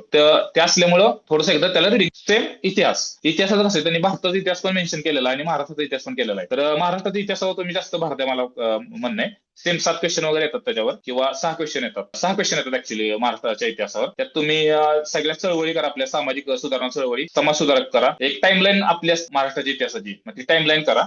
ठीक आहे. कुठल्या क्लासच्या वगैरे नोट्स असते आपल्या, निरोधांच्या पण आहेत बहुतेक क्लास नोट्स मी घेतल्या होत्या बहुतेक. आणि भूगोलाला पण सरांचे आपले सर होते त्यांच्या नोट्स घेतल्या होत्या. देशमुख सर होते बहुतेक, देशमुख सरांच्या नोट्स मी वापरल्या होत्या भूगोलाला तिथं, आणि इतिहासाला पण त्यांच्याच नोट्स वापरल्या होत्या. मग ते एक आहे. समाज सुधारक झाल्या, चळवळी झाल्या. बाकी पीवायक्यू, इतिहासाचे पीवायक्यू करा चांगल्या. इतिहासाचे पीवायक्यू खूप चांगले करा, कारण ह्या पीवायक्यू वरच क्वेश्चन येतात. तुम्ही आता कंबाईन एक्झाम्पल वगैरे बघितलं 3-4 क्वेश्चन तर पीवायक्यू वरच आहे. ठीक आहे. मग मुलं म्हणतात की आयोगाचा सोर्स काय. म्हणजे मागचे पीवायक्यू जर चाळा जाऊन, पीवायक्यू सगळे चाळा. पीवायक्यू जेवढे ते बुक्स आहेत ना आपले 21,000 किंवा बाकीचे बुक्स, जेवढे पीवायक्यू नाही इतिहासाचे तेवढे सगळे वाचा. कारण की जो इतिहासाचा जो डाटा आहे तो आपल्याला माहित नाही आयोग कुठून घेतं. कटारेतनं घेतं, कुदळे सरांच्या यातनं घेतं, का आपल्या अजून कोणतं बुक आहे त्यातनं घेते. मग ते आपल्याला माहित नाही. ठीक आहे. मग एखाद्या क्लासच्या वगैरे नोट्स रेफर करा तुम्ही, ज्यात सर्व डाटा त्यात मेन्शन असेल तो डाटा वाचा तुम्ही, आणि त्याची मॅक्झिमम रिव्हिजन करा. ठीक आहे. आणि जो पीवायक्यू आहेत ना, पीवायक्यूची पण एखादी छोटी वय करता आली नाही इतिहासाची तर करा. त्यात फक्त लिहून ठेवायचं हा सब्जेक्ट असा, ही माहिती अशी आहे. मग ते फक्त तुम्हाला पुस्तक क्वेश्चन वाचायच्या ऐवजी ते वाचा. मग तुमचं ते थोडं फास्ट होईल. ठीक आहे. इतिहासाचं हे झालं. पॉलिटिक्सचं तर आपलं झालेलंच आहे. सायन्स बघा, आता सायन्स एक बॅच करा चांगली. आपल्याला असं वाटतं की आपण सायन्स बॅकग्राऊंड मधून आलोय वगैरे, पण असं नाही काय. आपल्याला माझं स्वतःच एमएससी फिजिक्स झालेलं आहे, पण मला जेव्हा बेसिक वाचत होतं त्यावेळी कळलं की काहीच नाही. म्हणजे आपण आता बेसिक ऍक्च्युअली केलंच पाहिजे. मी खूप कॉन्फिडन्स होतो की मला फिजिक्स येईल, फिजिक्स वाचायचं नाही. पण ज्यावेळी एक्झाम मध्ये क्वेश्चन चुकायला लागले ना माझे, त्यावेळी कळलं अरे ओव्हर कॉन्फिडन्स आहे. मग सगळे बेसिक करा ह्याचं. फिजिक्स करा, केमिस्ट्री करा, बायोलॉजी करा. त्यात पण आयोगाचा आवडता टॉपिक आहे प्राण्यांचे वर्गीकरण आणि आपलं वनस्पतींचे वर्गीकरण. मग ते टॉपिक चांगले करा. ठीक आहे. त्याच्यावर जास्त क्वेश्चन विचारतो, मेन्सला पण त्याच्यावर विचारतो जास्त, प्रीला पण त्याच्यावर जास्त विचारतो. ठीक आहे. आणि फिजिक्सचे वगैरे एक छोटी छोटी गणित असतात, वेलॉसिटीची वगैरे किंवा लाईटची वगैरे, फोकल लेंथ काढा किती आहे वगैरे, किंवा रिफ्रॅक्टिव्ह इंडेक्स असेल, बाकीचे जे अजून हे आहेत, किंवा पेंडुलमचे वगैरे गणित वगैरे असतात. ती बेसिक गणित ऍटलीस्ट असू दे. ती गणित कोण करत नाही. आता माझ्या जेवढे सर्कल मधले मित्र आहेत ना काय, त्या कोणच गणित करत नाही, कारण एक तरी येईल किंवा नाही येईल. ठीक आहे. पण ती बेसिक तरी गणित करा. ठीक आहे. मग ती बेसिक गणित केल्या काय होतं, काही जणांना ती सोडवत नाहीत, डायरेक्ट स्किप करून टाकतात. मग ती बेसिक गणित काय होतं, तुमचा त्यांच्यापेक्षा 2 मार्कांनी तुम्ही पुढे जाता. त्यानं सोडवलं नाही, तुम्ही सोडवलं, म्हणजे तुम्ही तिथं 2 पुढे जाताय. ठीक आहे. मग ते सायन्ससाठी ते करा. मेन्सचं सांगायचं झालं तर एक रिमोट सेन्सिंग टॉपिक आहे, remote sensing technology and computer. मग त्याचं पण तुम्ही, त्याला पण वेटेज जास्त आहे. त्याचे पीवायक्यू करा सगळे.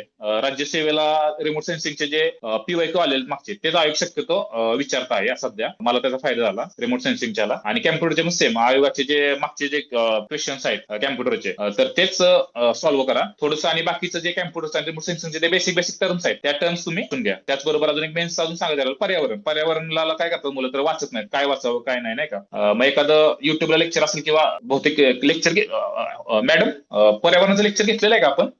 पर्यावरणाचं लेक्चर शेड्यूल आहे त्यांचं. आपण ओके. ज्यावेळेस त्यांना पूर्ण कोर्स घेतोय त्यामध्ये पर्यावरण घेणार आहे त्यांचं. शिवाय जे आपण रिमोट सेन्सिंगचा वगैरे जो पार्ट आहे तो जॉग्राफीच्या लेक्चर सोबत घेऊ. आणि ओके. जो कम्प्युटर सायन्सचा पार्ट तुम्ही बोललात तो वाला पर्टिक्युलर पार्ट पीवायक्यू बेस्ड ठेवू. आणि शिवाय तो आपण सायन्सचे जे लेक्चर चालणार आहेत त्याच्यासोबत ठेवणार आहेत त्यांना. ओके. हा अं, हा. आता हे स्टुडंट विचारताय आरटीआय ऍक्ट वगैरे कधी होणार. हो, आरटीआय 3 क्वेश्चन्स असतात आरटीआय ऍक्ट वर. ठीक आहे. RTI act plus RTS act वर. ठीक आहे. तर बेअर ऍक्ट तुम्ही करू शकता, किंवा एखाद्या क्लासच्या नोट्स वगैरे आहेत बेअर ऍक्टच्या, तर त्या तुम्ही त्याची कलम सगळी करा पाठांतर. म्हणजे कुठली 1, 2, 3, 4 एखाद्या 31 कलम, एका 30 कलम, कंटिन्यू सगळी कलम तरी बाकीची पाठ करा.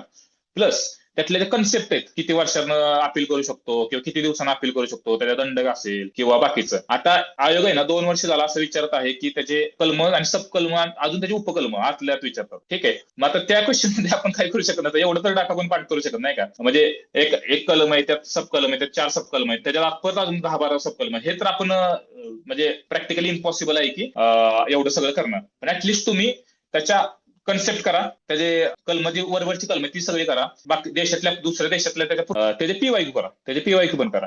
ओके. आणि बाकीचं राहिलं तेवढंच, बाकी नाही काय आरटीएस सोपं असतं आरटीएस. आणि आत्ता नका वाचू आरटीएस. तुमची वेळी मेन्स असते का नाही, मेन्सला जेव्हा क्वालिफाय व्हाल ना तुम्ही त्यावेळी वाचा ते, आत्ता नका वाचू काय. आणि पेपरच्या 1-1.5 महिना अगोदर तुम्ही वाचलं ना तर आरटीएस होऊन जातं. एकदा दोनदा वाचायचं, एकदा कुठल्या तर मित्रावर डिस्कशन करायचं, तुमचं मध्ये क्लिअर होऊन जातं सगळं, काय विषय नाही. आता तुम्ही हा कन्सेप्ट बोललात ना, मग ऍक्च्युली काय व्हायला लागलंय, एक बाहेरचं जे वातावरण तयार झाले त्यावरून मुलांचं नेहमी असं म्हणणं असतं की आम्ही कन्सेप्ट करायची काही गरज नाहीये ह्याला, म्हणजे कंबाईनच्या हम्म, एक्झामला आम्ही फक्त पाठांतर केलं तर आमचं होऊन जातं, किंवा क्लासमध्ये टीचिंग करताना पण ते सांगतात की मॅडम एवढ्या डिटेलमध्ये कशाला चाललेत, किंवा एखादा इकॉनॉमिक्सचं टर्म समजवतोय आपण तर तेव्हा त्यांना वाटतं की हे एवढं का सांगतात आम्हाला, त्यापेक्षा आम्ही ओके. पाठांतर आमचं होऊन जातं. याच्याबद्दल गायडन्स करायचं. नाही तो सगळ्यांना तो हे असतो म्हणजे पाठांतरावर सगळ्यांचा भर असतो. मी पाठांतर करतो, मला कष्ट नाही घ्यायचं, मी पाठांतर करतो. एक तासाऐवजी 2 तास घालवतो, पण मी पाठांतर करतो. ठीक आहे, तुमचंच काम जास्त वाढतंय ते. ठीक आहे, पाठांतरानं. आणि पाठांतरांचा कसा विषय असतो बघा, आता तुम्ही आज वाचलं, ठीक आहे, तुम्ही बरं ते 15 दिवसांनी विचारा का 1 महिन्यानं ते वाचाय बघा, किंवा विचारायला हवं कोणाला तरी, तुमच्या पाठ एका लक्षात ठेवा ते. ठीक आहे, तुम्ही आता वाचणार, परत रिव्हिजन वेळी परत ते पाठांतर करायला तुम्ही 10 मिनिटं परत तिथं घालवणार, परत रिव्हिजन वेळी परत पाठांतराला 10 मिनिटं घालवणार. ठीक आहे, तर तुम्ही आता जर कन्सेप्ट क्लिअर केली, ठीक आहे, तर तुम्ही जी कन्सेप्ट क्लिअर केली तर तुम्हाला आयोगाचा कसाही प्रश्न विचारते फिरवून. ठीक आहे, मग तो फिरवून प्रश्न विचारला तर तुम्ही त्याला टॅकल करू शकताय. ओके, आता माझे काय मित्र तर ते म्हणायचे पाठांतरच बेस्ट आहे, पाठांतरच बेस्ट आहे. आता ते PSI च्या ज्यावेळी ऍक्ट्स वगैरे होते का नाही, त्यावेळी ते पाठांतर करायचं, पाठांतरावर भर असायचं त्यावेळी. ठीक आहे, ती गोष्ट होती. पण आता काय झालंय, GS2 ला आपला जो कंबाईनचा पेपर आहे किंवा कंबाईनचा प्रिलिमचा क्वेश्चन आहे, त्याच्यात आयोग मल्टी स्टेटमेंट क्वेश्चन विचारत आहे. असे मोठे मोठे क्वेश्चन्स असतात आणि त्याचा वेळ जातो आपल्याला, असं होतं. आता तुम्ही पाठांतर केलं हे, ठीक आहे, आणि तुम्हाला समजा त्याचा लॉजिकल अर्थ लागला नाही किंवा तुम्हाला त्याचा कोड अर्थ डिकोड झाला नाही तिथे, मग तुमच्या पाठांतराचा काहीच फायदा नाही. ठीक आहे, पाठांतर करा, माझं काही म्हणणं नाही, पाठांतर करा, पण त्याच्याबरोबर तुम्ही त्याचं कन्सेप्ट पण करा. ठीक आहे, कारण की कन्सेप्ट केल्यामुळे काय होतं, तुम्हाला जो पेपरला वेळ जातो सोडवायचा तो तुमचा वाचतो, आणि जो अभ्यासाचा तुमचा पाठांतराचा बरेच रिव्हिजन वेळ जो वेळ वाढतो तो वाचतो. ठीक आहे, एवढंच. ऍक्च्युली काय होतं की आपली जवळपास 8 ते 9 महिन्याची बॅच आहे. आपण त्यांचं आधी हम्म, फाउंडेशन घेणार, मग ते फाउंडेशन झाल्यानंतर आपण त्यांचं पूर्ण मेन्स घेणार, आणि मेन्स नंतर मेन्स आणि प्रिलिम्स साठी जो पोर्शन आहे तो सगळा घेणार. पण आता काय हम्म, व्हायला लागलंय की काही मुलांचं आता नॉर्मली पॉसिबल नाही ना की तुम्ही पूर्ण वेळ कॉन्सन्ट्रेटेड आहे. काही वेळेला काय होतं की हम्म, कुणी आजारी आहे किंवा घरी काही इश्यू आहेत, त्यामुळे मग हम्म. गॅप होतो. तर हा सिलेबस आणि चालू असलेला सिलेबस हा कसा कव्हर करता येईल त्यांना? आता मी सांगतो, जो सिलेबस आहे आपला, तुम्ही कधी आजारी आहात किंवा घरी काहीतरी प्रॉब्लेम झालेला आहे, येतो प्रॉब्लेम, त्याच्यासाठीच मी लास्ट इयर घरी होतो 5-6 महिने. तर त्यावेळी फक्त तुम्ही नवीन सब्जेक्ट आहे तुमचा, जो नवीन सब्जेक्ट त्याला अर्धा वेळ द्या. ठीक आहे, आता तो सिलेबस मॅडमने सांगितल्याप्रमाणे तो सिलेबस तर कव्हर कराच तुम्ही. ठीक आहे, मग तुम्हाला रोज समजा 10 तास भेटतात, त्यातले तुम्हाला 6 तास भेटू दे. ठीक आहे, तुम्ही त्यातले 4 तास तुमचे लेक्चर्स वगैरे करा. ठीक आहे, आणि जे 2 तास असतात ते तुमचं, किंवा 1 तासच ठेवा, जास्त नका ठेवू, 1 तासच आहे ना फक्त, रिव्हिजन साठी ठेवा. ठीक आहे, म्हणजे जुना सिलेबसला टच सोडू नका. ठीक आहे, किंवा PYQ जरी तुम्ही सोडवले रिव्हिजन जुन्या सिलेबसचे, जुना सिलेबस न वाचता फक्त तुम्ही PYQ जरी सोडवले, आणि PYQ प्रमाणे तुम्ही समजा राष्ट्रपतीचे टॉपिक आहे. ठीक आहे, तर राष्ट्रपतीच्या टॉपिकवर तुम्हाला आठवत नाहीये, ह्याला राष्ट्रपती माननीय राष्ट्रपतींना किती दिवसात काढायचं किंवा महाभियोग प्रक्रिया आपल्याला आठवत नाही, मग तोपर्यंत त्या टॉपिकवर जायचं, पटकन वाचून घ्यायचं, झालं. मग ते फक्त PYQ बेस ठेवा, मग ते जुना सिलेबस. जो नवीन सिलेबस आहे तो तुम्ही कंटिन्यू करा, म्हणजे थेरॉटिकल मी सांगितल्याप्रमाणे. ठीक आहे, तेवढंच. अजून आपण स्टुडंटसाठी सेशन थोडं ओपन करू, म्हणजे त्यांना तुम्हाला काही क्वेश्चन्स जर विचारायचे असतील तर ते क्वेश्चन्स तुम्हाला विचारू शकतील आता. हो, हो, हो, चालेल. ठीक आहे सर, आता तर मला इथं जे स्टुडंट आहेत त्यांचे क्वेश्चन बहुधा झालेले आहेत. मी त्यांचे क्वेश्चन्स कव्हर करून हो, घेते. जे ज्यावेळेस तुमचं लेक्चर बऱ्यापैकी. चालू होतं, हा, ज्यावेळेस तुमचं लेक्चर चालू होतं ना त्यावेळेस त्यांचे मेसेज येत होते, तर मी तुम्हाला ते क्वेश्चन्स विचारलेत त्यांचे. सो नॉर्मली ओके, आता आपलं नाही, आपण आता तरी आपण जवळपास पूर्ण क्वेश्चन्स त्यांचे कव्हर केलेले आहेत. ओके. तर संध्या आहे एक, हा. मी तिला ओपन करते, म्हणजे तिचा माईक ओपन करून देते तिला, 1 मिनिट. स्टेप प्रिपरेशनसाठी इकॉनॉमिक्स कसं करायचं ना, हा. तोच क्वेश्चन आहे. येस. येस. मग तुम्ही आता देसलेचं बुक आहे, रेफरन्स बुक ते आपल्या मार्केटमध्ये, मग ते वाचू शकता तुम्ही. पण इकॉनॉमिक्सचं कसं आहे माहितीये का, आता तर इकॉनॉमिक्सचे 15 क्वेश्चन असतात. पण तुम्ही आता नॉर्मल वाचून गेले ना तर तुमचे जे बेसिक टर्म्स आहेत, GDP, GNP, महागाई, दारिद्र्य, असे सब्जेक्ट आहेत त्याच्यावर तुमचे 6-7 क्वेश्चन कव्हर होतात. पण आयोग आता काय करायला लागलेला आहे, तर तुमचे इकॉनॉमिक सर्व्हेचे क्वेश्चन वगैरे ते विचारायला लागलेलं आहे, बरोबर. तर ते ते 4 ते 5 क्वेश्चन असतात त्यांचे मल्टी स्टेटमेंट. ठीक आहे, मग त्यातले आता इकॉनॉमिक सर्व्हे वाचणं तर आपलं हे नाहीये, ठीक आहे. प्रॅक्टिकल आपण वाटत नाही एवढं जास्त वाचणं. पण आता इकॉनॉमिकचे जे क्वेश्चन असतात ते आहेत 15 क्वेश्चन असतात, ठीक आहे, प्रिलियमला. तर त्यातले जे 7 ते 8 क्वेश्चन असतात त्याचे आपले नॉर्मल बेसिक टर्म्स असतात, जीडीपी, जीएनपी, किंवा दारिद्र्य, किंवा महागाई, किंवा पंचवार्षिक योजना, बाकीचे टर्म्स वगैरे, मग शाश्वत विकास, लोकसंख्या, हे काही 6-7 क्वेश्चन असतात बेसिक वाले, ठीक आहे. म्हणजे 6-7 क्वेश्चन साठी देसलेचं बुक आहे, किंवा कोणत्याही क्लासच्या तुम्ही नोट्स घेऊ शकता ज्यामध्ये सर्व बेसिक तुमचे पूर्ण केलेलं आहे, ठीक आहे. ते बेसिक पूर्ण केलेलं आहे ते वाचा, आणि जे वरचे 6 ते 7 क्वेश्चन असतात का नाही, तर ते असतात इकॉनॉमिक सर्वेवर किंवा इकॉनॉमिक बजेटवर असतात, ठीक आहे. तर इकॉनॉमिक बजेटचे कसं होतं, तुम्ही एवढं सगळं वाचू शकत नाही इकॉनॉमिक सर्वे किंवा इकॉनॉमिक बजेट, ठीक आहे. कोणत्याही क्लासचे किंवा नीरव सरांच्या क्लासचे मी लास्ट टाइम वापरल्या होत्या, 7 ते 8 पेजेस पीडीएफ असते ती इकॉनॉमिक सर्वेची. एक लेक्चर पण घेतात बहुतेक, मग ते लेक्चर तुम्ही करून त्यातले तुम्ही नोट्स वगैरे काढून किंवा पीडीएफ वरच तुम्ही हायलाइट करून ते वाचू शकता, ठीक आहे. आता एक विषय सांगतो तुम्हाला, की जे 6 ते 7 क्वेश्चन असतात ना त्यातले, आता मी माझं उदाहरण सांगतो, की त्यातले 3 ते 4 क्वेश्चन मल्टी स्टेटमेंट बरोबर असतात. म्हणजे 3 क्वेश्चन असतात ना, तर ते चुकीचे असतात, ठीक आहे. म्हणजे एक चुकी एक बरोबर. आता ते जे चुकीचे जे असतात ना, जे चुकीचे असतात ना मल्टी स्टेटमेंट, ते एक्स्ट्रीम एक्स्ट्रीम वाक्य विचारलेलं असतं त्यात त्यांनी, नाही का, म्हणजे होणारच नाही, किंवा जास्तच केलं आहे, किंवा होऊ शकतच नाही, असं म्हणजे प्रोबॅबिलिटी ठेवत नाही, तर डायरेक्ट कन्फर्म सांगतात की हा नाहीच होऊ शकत.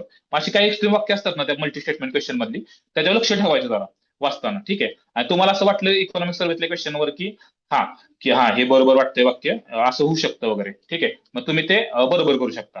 ओके. आणि इकॉनॉमिक्सचे एक अनालिसिस असेल त्याच्यात बघा तुम्ही, तर ते पहिल्या कन्व्हेन्शनल टॉपिक आहेत ना आपले जे विचारतात त्याच्यावर बऱ्यापैकी भार राहिलेला आहे आयोगात, ठीक आहे. आणि आता जरी क्वेश्चन पेपर सोडवला तुम्ही 10-11 तर क्वेश्चन असेच बरोबर येऊन जातात, जर तुमचा बेसिक पूर्ण बरोबर असेल तर. ओके. आता इकॉनॉमिक्सला तुम्ही बॅच घेऊ शकता कोणाची पण, किंवा एखाद्या पुस्तकातलं तुम्ही जर वाचलेलं असेल तर ते मी तुम्ही रिव्हिजन करू शकता, ठीक आहे. एवढंच. पूनम मॅडम, पूनम तू माईक तुझा ऑन करू शकते, सरांना बोलू शकते तो. सर ऍक्च्युली पूनम म्हणून एक स्टुडंट आहे, तिचा मेसेज आहे, ज्या मुलांनी 3 ते 4 वर्ष स्टडी केलेला आहे त्यांनी काय करावं प्रीसाठी. आता मी ते सांगितलं ते फ्री साठीच होतं ऍक्च्युली. हे पण मेन्शन केलं होतं की नवीन वाल्यांसाठी कसं असेल, आणि जुनं जे ओल्ड स्टुडंट आहे त्यांनी कसं प्लॅनिंग करायचं आहे. मग ते त्याप्रमाणेच म्हणजे सब्जेक्टचं रिव्हिजन करायच्या, सब्जेक्ट वाचायचा, त्याचे रिव्हिजन करायचे, त्याचे पीवायक्यू सोडवायचे, त्याच्या टेस्ट सिरीज सोडवायच्या, हे सगळं करायचं आपल्याला रिव्हिजनसाठी. आणि जे ओल्ड स्टुडंट आहेत ना त्यांना एवढं सांगायचंय की तुम्ही जो डाटा वाचताय तो डाटा समजा तुमचा पाठ आहे, तर तुम्ही म्हणजे पाठ आहे म्हणजे तुमचा क्लिअर आहे डाटा, तुम्हाला झोपेत उठवलं आणि तुम्हाला विचारलं तर तुमचा पाठ माहिती आहे तर ते वाचू नका, ठीक आहे. तुम्हाला नवीन काय भेटतंय ना पुस्तकात ते नाही का, तोच डाटा वाचल्यामुळे काय होतं की तुमचा तोच डाटावर कमांड येते, बाकीच्या डाटावर कमांड येत नाही. त्यामुळे तुम्ही जो डाटा तुमचा पक्का आहे त्याच्याकडे एकदा रिडिंग करा, सोडून द्या विषय, आणि जो तुमचा डाटा लक्षात राहत नाही किंवा कन्सेप्च्युअल आहे त्याच्यावर भार द्या, ठीक आहे. एवढंच. सर भूषण जोशीचा क्वेश्चन आहे, करंट अफेअर्स आणि सीसॅटला डेली किती वेळ द्यायला लागतो. सांगितलं मी तुम्हाला, 1-1.5 तास वेळ द्या, 1.5 तास करंटसाठी द्या आणि 1.5 तास करंट अफेअर्स द्या, किंवा करंट अफेअर्सला 1 तास वेळ दिला तरी चालेल, काय हरकत नाही.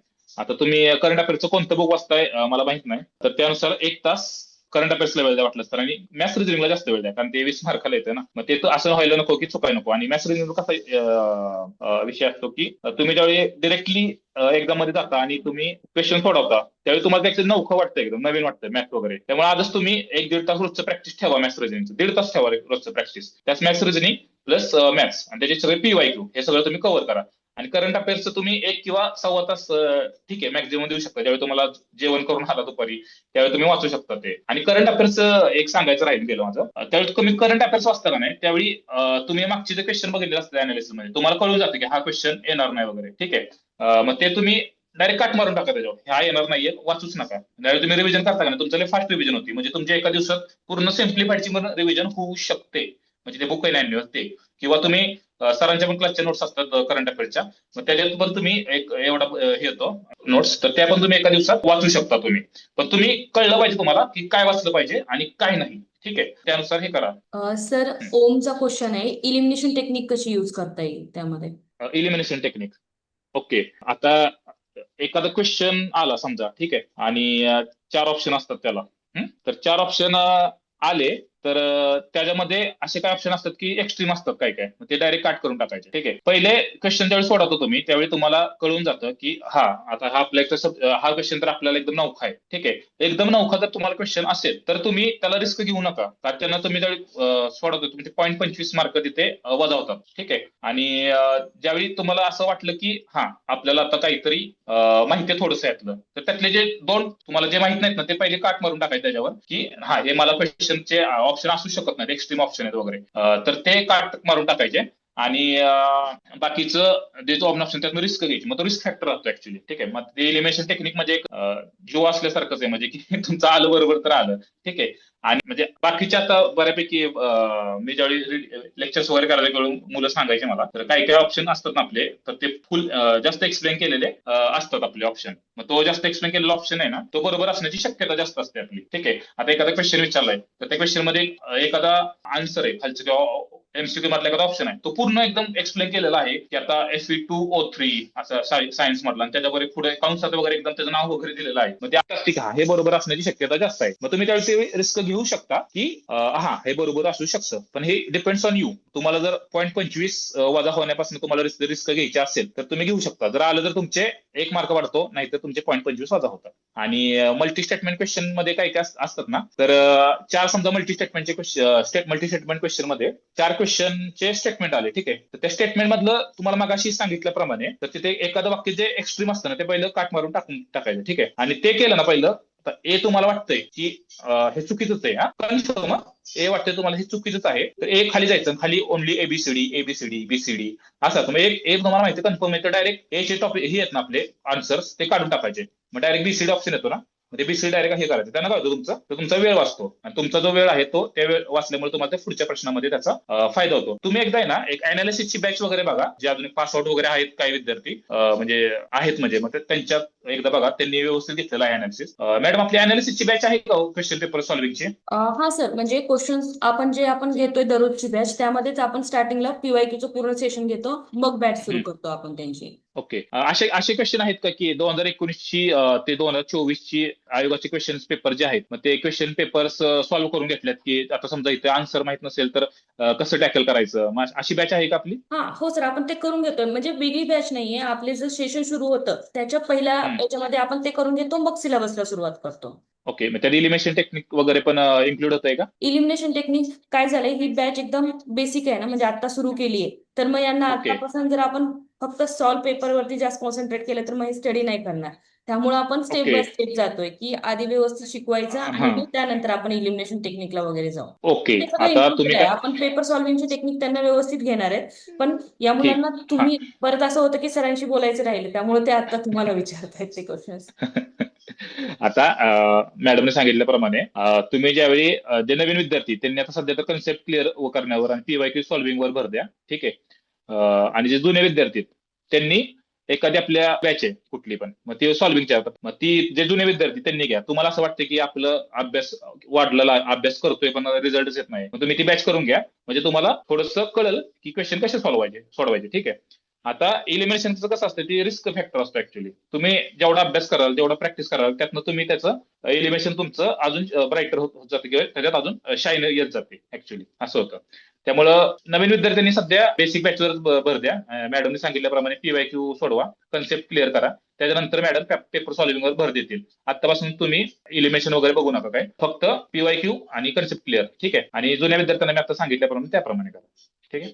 अजून नेक्स्ट क्वेश्चन आहे स्टुडंटचा, जर सपोज मॅथ्स स्पेसिफिक पाहिला आपण मॅथ्स आणि रिझनिंग मध्ये, तर मॅथ्स मध्ये कशावरती जास्त फोकस करायचा? मॅथ्स वरती बघा ना, आता एक 10-12 टाईपची गणित आहेत. सिलोलिझम म्हणजे निष्कर्ष काढण्याची पद्धत, किंवा गृहीतके, खरे खोटे, व्हेलॉसिटी, डिस्टन्सची गणित, किंवा वर्क, किंवा ह्याची गणित असतात आपली नळाची गणित, पाण्यातील वेग, रेल्वेची गणित, किंवा मिक्सचरचं एक आहे. परत हे तुम्हाला सांगितलेलं पीओ आरशातली इमेजेस वगैरे, शेक हँड्स वगैरे असतं ना, ते एका कर्णधारानं प्रत्येक कर्णधाराशी शेक हँड केलं तर किती टोटल शेक हँड झाले, ते तसले फॉर्म्युले, किंवा अंक मालिका असतील ना, अंक मालिका त्या विषम संख्यांची बेरीज, म्हणजे अंक मालिकेमध्येच येतो तो पार्ट, विषम संख्यांची बेरीज, समसंख्यांची बेरीज, एवढ्या काय येते, मग ते एका झालं. आणि बाकीचे ट्रायंगल, आता ट्रायंगलचं विचारलं होतं, किंवा स्क्वेअरचं विचारलं होतं, मग ते स्क्वेअरची वगैरे गणित.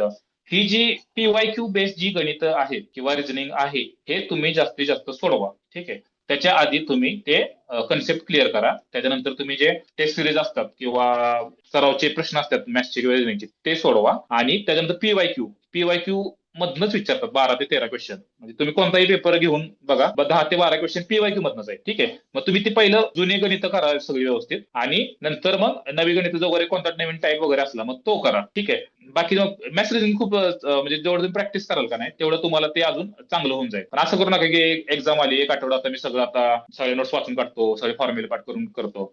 मग ते नाही होत तुमचं तिथं. ते तुम्हाला जेवढं प्रॅक्टिस कराल ना तेवढंच तुम्हाला ते शाईन होतंय, ऍक्च्युली असं होतंय. ऍक्च्युली आणखी म्हणजे मगाशी जसं तुम्ही सांगितलं की सर बायो जर आपण घेतोय तर बायोमधलं अॅनिमल क्लासिफिकेशन, प्लांट क्लासिफिकेशन, शिवाय हम्म, विटॅमिन्स वगैरे असतात त्यांच्यावरचे क्वेश्चन येतात.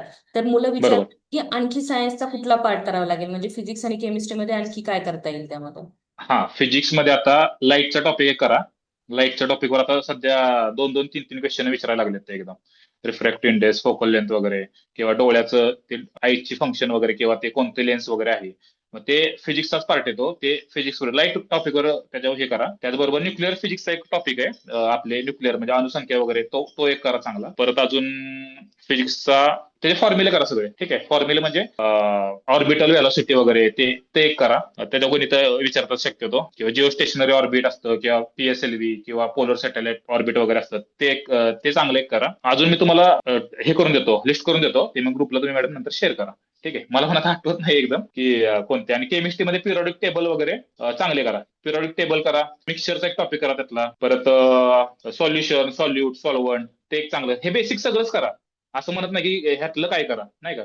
तर ह्यातले आयोग आहे ना, सायन्सचा कसा हे असतो की सायन्सचं ते काही पण विचारतात, पण त्यातल्या त्यात लाईट हा टॉपिक फिजिक्सचा आयोगाचा आवडता टॉपिक आहे. मग तुम्ही लाईटचा टॉपिक चांगला व्यवस्थित करू शकता. ठीक आहे. केमिस्ट्रीमध्ये पिरियॉडिक टेबल पण आवडता टॉपिक आहे आयोगाचा, मग त्यात पण तुम्ही करू शकता. आणि प्लांट क्लासिफिकेशन आणि अॅनिमल क्लासिफिकेशन आहे ना, तुम्ही ज्यावेळी पुस्तक वाचता त्यावेळी त्यातले नोट्स काढून ठेवा. ठीक आहे. आणि ते पाठ आता ते तिथं म्हणून मी कन्सेप्ट बघा, तर त्यातले काही काही कन्सेप्ट बघा. आणि तो जो टॉपिक आहे ना तो पाठांतराचा टॉपिक आहे. ठीक आहे. हा प्राणी कोणत्या फायलम मध्ये येतो, किंवा कोणता ऑर्डर आहे वगैरे, मग हे तुम्ही डायरेक्ट पाठ करा. त्यातले पण काही काही महत्वाचे जे फायलम्स आहेत ना तेच करा. मग कॉर्डेटा किंवा वर्टिब्रेटा वगैरे असे ते जे काही काही फायलम आहेत ना तेच करा मग. ठीक आहे. मग तेवढंच करा. आणि त्याचे फायलमचे जे हे आहेत ना कॅरेक्टरिस्टिक, त्या सगळ्या करा. त्याच्यावर स्टेटमेंट क्वेश्चन वर विचारतात. ओके. प्लॅन्टचं एक क्लासिफिकेशन आहे, तर ते प्लॅन्टचं क्लासिफिकेशन म्हणजे ते हॅलोफायटा, बायोफायटा, टेरिडोफायटा वगैरे, मग ते पूर्ण करा. सुडोमोनास, मोनोकॉटिलेडॉन्स वगैरे ते एक करा. ठीक आहे. बाकी मग सायन्स तर पीवायक्यू बेस आहे सगळं, पण हे काही सब्जेक्ट तुम्हाला मी लिस्ट करून देतो एक नंतर. त्या लिस्ट मग तुम्हाला मॅडम शेअर करतील ग्रुपवर. ठीक आहे.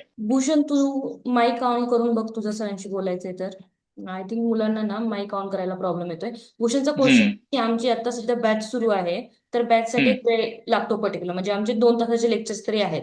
आणि प्रीची जी एक्झाम आहे ग्रुप सी ची, ती आपली 25 ऑक्टोबरला आहे. तर याच्यासाठी कसं हम्म. काय मॅनेजमेंट करता येईल. आता नवीनच आहे ना विद्यार्थी तो, मॅडम? हा नवीन नाही सर, नवीन आहे, त्यांची आत्ताच बॅच सुरू झाली आहे.